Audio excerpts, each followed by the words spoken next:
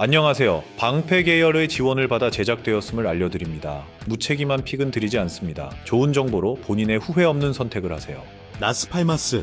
라스팔마스는 전반전까지는 나름 버틸 수 있을 것으로 보여요. 라스팔마스가 리그에서도 전반전까지는 꽤 높은 점유율을 기록하며 잘 버텨내는 모습을 보여주기도 하고, 레알 마드리드의 주전 선수들이 죽음의 3연전을 겪으며 그 여파로 에너지 레벨이 상당히 떨어져 있는 모습을 지난 경기에서 보여주기도 했어요. 하지만 후반전에는 전반전보다 실점률이 7배나 상승하는 리스크가 높은 편이다. 보통은 팀과 상대하면 높은 점유율로 수비의 상황을 만들지 않는 것으로 커버하고는 하는데, 레알 마드리드를 상대로는 높은 점유율을 가져가는 것 자체가 어려울 것이에요. 레알 마드리드는 안첼로티 감독의 로테이션의 인색한 스타일로 인해서 알메리아에게 덜미를 잡힐 뻔했어요. 지난 경기 에토와의 코파델레이 연장 결투를 치렀지만 주전들의 비중은 거의 그대로인 상태예요.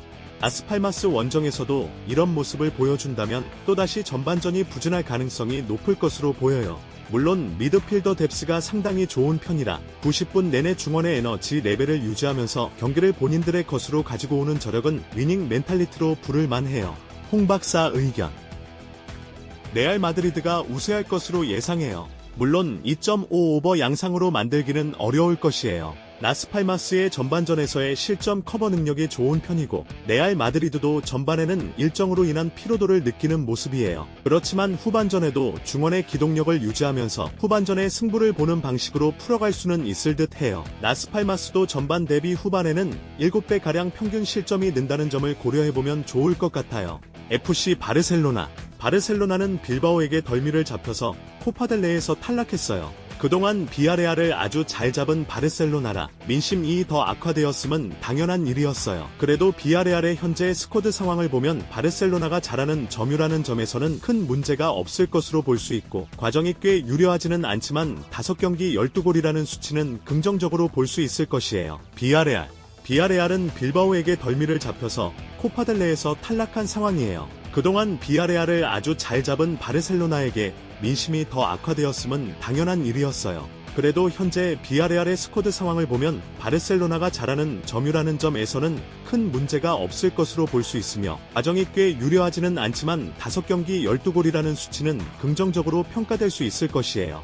홍 박사 의견: 바르셀로나의 우세를 기대하는 매치예요. 일단 파레오가 없는 상황에서는 비아레알이 중원에서의 점유가 어려울 것으로 예상해요. 바르셀로나가 수비는 몰라도 공격은 수치상으로는 좋은 골 기록을 보여주고 있는 상태예요.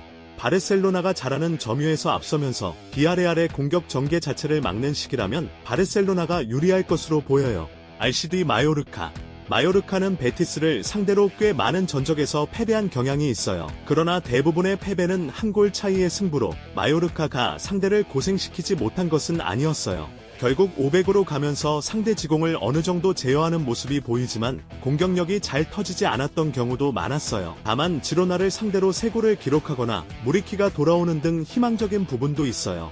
레알 베티스는 약점이 원정에서 드러나는 편입이에요. 특히 실점이 홈에서 비교하면 2배로 상승하는데, 베티스의 중원의 힘은 좋지만 압박에서의 시퀀스가 기복이 없는 것은 아니기 때문에 실점 커버에 어려움이 있어요. 이스코 중심의 중원 공략이 극단적인 500을 만나면 어려움을 겪을 것으로 보여요. 이는 상대하기 매우 까다로운 일정이 될 것이에요.